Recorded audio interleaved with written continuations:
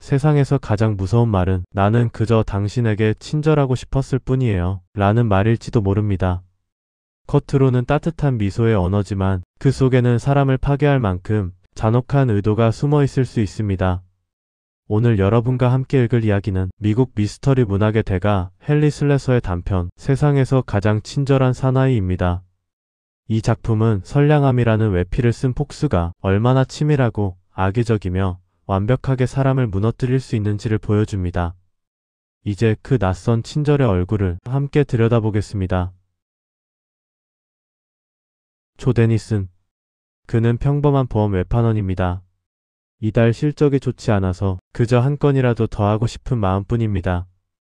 그런데 회사에서 연락이 옵니다. 호텔 엘드리지 412호 투숙객이 꼭 당신만 보내달라고 했습니다. 데니스는 고개를 갸웃합니다. 나를? 왜 하필? 그러나 그는 곧 호텔로 향합니다. 문을 두드리고 천천히 열리는 방 안. 옅은 조명이 쓸쓸하게 비추는 호텔방 한가운데 호텔 가운을 걸친 한 남자가 앉아 있습니다. 키가 크고 믿을 수 없을 만큼 말라있고 마치 뼈 위에 살이 얹힌 듯한 모습. 눈은 깊게 꺼져 있으면서도 그 안에서 이상한 광택이 번쩍입니다. 데니스는 정중하게 인사합니다. 보험금 수령이는 부인으로 하실 건가요? 아니, 난 마누라도 자식도 없어. 데니스는 이상했지만 늘 하던 질문을 이어갑니다. 남자는 그 질문 하나하나에 마치 뭔가 알고 있다는 듯 피식피식 묘한 웃음을 지어 보입니다. 그리고 대화는 갑자기 이상한 방향으로 흘러갑니다. 루이스는 데니슨을 뚫어지게 바라봅니다. 그 표정에는 지나칠 정도로 친절해 보이는 묘한 압력이 담겨 있습니다. 나를 기억하지 못하다니. 이제 겨우 10년도 지나지 않았는데? 그 이름, 그 말투, 그 뼈처럼 가느다란 손의 움직임, 그제야 데니스는 루이스란 이름이 가짜임을 알아차립니다. 당신은 윌프레드 콥이군요. 남자는 오래된 그림자가 웃는 것처럼 아주 느리게 미소를 짓습니다. 그래, 자네가 알아봐주니 기쁘군. 그렇습니다. 데니스는 예전에 뉴욕에서 어떤 끔찍한 사고에 연루되었고 그 사건 때문에 도시를 떠났습니다. 그 사고의 중심에는 코비의 아내 네티, 그리고 데니슨과 그의 친구들 파울러, 필 헤프라이트, 윌리 월드론이 있었습니다. 데니스는 숨을 삼킵니다. 오래 묻어둔 죄책감이 숨을 틀어막습니다. 코비는 집요하게 과거를 곱씹으며 이야기를 시작합니다. 그의 아내 네티 코비. 네티는 웃음을 좋아하던 여자였네. 하루에도 몇 번이나 감정이 오르내리던 여인이지. 그는 자신의 아내가 요트를 조종할 줄도 모르면서 혼자 호수로 나간 날을 떠올립니다. 데니슨과 친구들은 파티 분위기에 잔뜩 취해 보트를 타고 호수 위를 질주하고 있었습니다. 그리고 그들은 네티의 요트를 발견합니다. 술 기운에 들떠있던 네 사람은 장난삼아 속도를 올리고 요트 가까이를 맴돌며 파도를 일으켜 흔들어댑니다. 요트가 위태롭게 흔들리던 그 순간 네티는 조용히 물속으로 떨어집니다. 그녀는 도움을 요청할 틈도 소리칠 여유도 없었습니다. 코비는 말합니다. 그녀가 떨어졌는지조차 몰랐겠지. 아니, 보았다고 해도 돌아보지 않았겠지. 그 말이 방 안에 울립니다. 데니스는 고개를 들지 못합니다.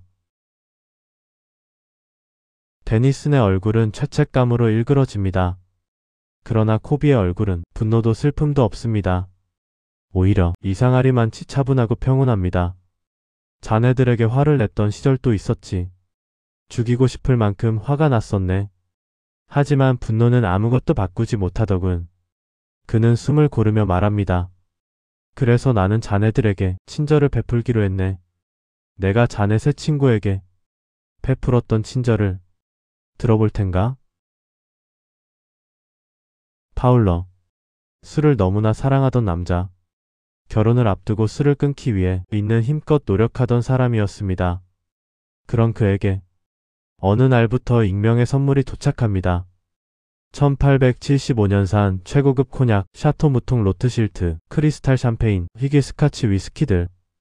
각종 최고급 술들이 꾸준히 끝없이 마치 그의 약점을 정확히 알고 있다는 듯 파울러의 집 앞으로 배달됩니다. 파울러는 처음엔 의아해합니다. 누군가의 장난인가? 호의인가? 그러나 사람은 자기가 가장 약한 부분에서 무너지기 마련입니다. 파울러는 결국 술에 다시 손을 대고 결혼은 깨지고 직장에서도 신뢰를 잃고 신체는 망가지며 폐렴과 영양실조 끝에 조용히 죽음을 맞습니다. 코비는 말합니다. 나는 그저 그가 좋아하는 것을 선물했을 뿐이네. 이보다 더 잔혹한 친절이 있을까요? 필은 여자에게 유난히 약한 남자였습니다. 아내 린다와 갓 결혼한 새신랑이었지만 여자의 유혹에 빠져들 위험이 있는 남자였습니다. 코비는 그 점을 정확히 알고 있었습니다. 그래서 아름다운 여자 셋을 필의 삶에 등장시키는 계획을 세웁니다. 도나 드브리스, 트레이시, 이로우나 각기 다른 도시, 각기 다른 개성, 각기 다른 아름다움. 그러나 모두 필이 넘어가기 좋게 완벽히 설계된 미끼였습니다. 필은 결국 유혹에 흔들립니다. 그리고 린다는 그 사실을 알게 됩니다. 사랑과 분노, 배신감과 절망이 뒤섞인 린다는 마침내 총을 듭니다. 당. 린다는 남편의 등을 향해 방아쇠를 당깁니다. 필은 죽지 않았습니다. 그러나 그는 평생 침대에서 반신불수로 몸을 제대로 가누지 못한 채 살아가게 됩니다. 코비는 말합니다. 나는 매년 그에게 크리스마스 카드를 보내고 있네. 윌리는 도박에 빠져있던 남자였습니다. 그의 우편함엔 어느 날부터 익명의 봉투가 도착합니다. $100, $250, $500. 도박꾼에게 있어 이 돈은 재기의 발판도 희망도 아닙니다. 그저 새로운 파멸의 시작입니다. 윌리는 돈을 받을 때마다 바로 도박장으로 달려갑니다. 잠깐 이길 때도 있지만 도박이란 언제나 그렇듯 결국 모든 것을 앗아갑니다. 윌리는 빚더미에 앉고 폭력배인 리치 에디에게 잡혀 끌려갑니다. 신문 기사에는 이렇게 적힙니다. 심장 발작으로 사망. 그러나 코비는 담담하게 말합니다. 그래, 심장 기능 정지라고 해도 좋겠지. 호텔 방의 공기가 갑자기 얼음처럼 차가워집니다. 코비는 조용히 그러나 확고하게 말합니다. 이제 자네 차례일세, 조. 자네의 약점은 무엇인가? 다른 친구들에게 하듯 어떻게 친절을 베풀어야 하는지 알려주게. 데니스는 숨이 가빠지고 손이 떨리고 머릿속이 새하얘집니다. 그리고 분노가 폭발합니다. 이 살인자야. 내가 그들을 죽인 거야. 그는 코비의 몸을 잡아 거칠게 흔들어댑니다. 마치 뼈만 남은 허수아비 같은 몸, 비명조차 나오지 않는 메마른 목, 그러다 뚝! 짧고 잔혹한 소리. 코비의 목이 부러집니다. 그는 데니슨의 손에서 힘없이 축 떨어집니다. 데니스는 손을 놓아버린 채 바닥에 주저앉습니다. 나는 죽일 생각이 아니었어. 그냥 화가 난 것뿐이야. 경찰 조사실에서 마이너 경위는 조용히 기록을 읽습니다. 6시 10분 당신은 로비로 내려와 경찰을 불렀습니다. 경위는 고개를 들고 말합니다.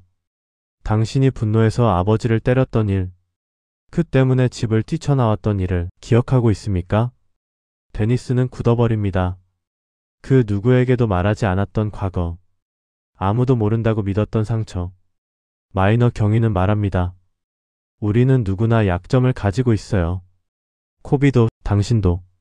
그는 서류를 덮으며 말합니다. 코비는 당신의 약점을 알고 있었습니다. 그리고 그 약점을 자극하기만 하면 당신이 어떤 행동을 할지 완벽하게 알고 있었던 거죠. 데니스는 스스로 팔을 감싸 안고 침묵합니다. 이제 그는 모든 진실을 깨닫습니다. 코비의 마지막 친절은 그에게 아무것도 하지 않는 것이었습니다. 다만 분노를 참지 못하는 약점을 가진 조 데니슨이 스스로 그의 손을 더럽힐 날을 조용히 기다린 것뿐이었습니다. 코비는 끝까지 친절한 사나이였던 겁니다. 친절은 때로는 가장 잔혹한 복수의 이름이 됩니다. 누군가의 약점을 정확히 알고 그 약점을 향해 아무 말 없이 부드럽게 손을 내미는 것. 그 친절이 얼마나 치명적이며 파괴적일 수 있는지를 담담하게 보여줍니다. 바투 책방 세계 단편. 헨리 슬래서의 세상에서 가장 친절한 사나이였습니다.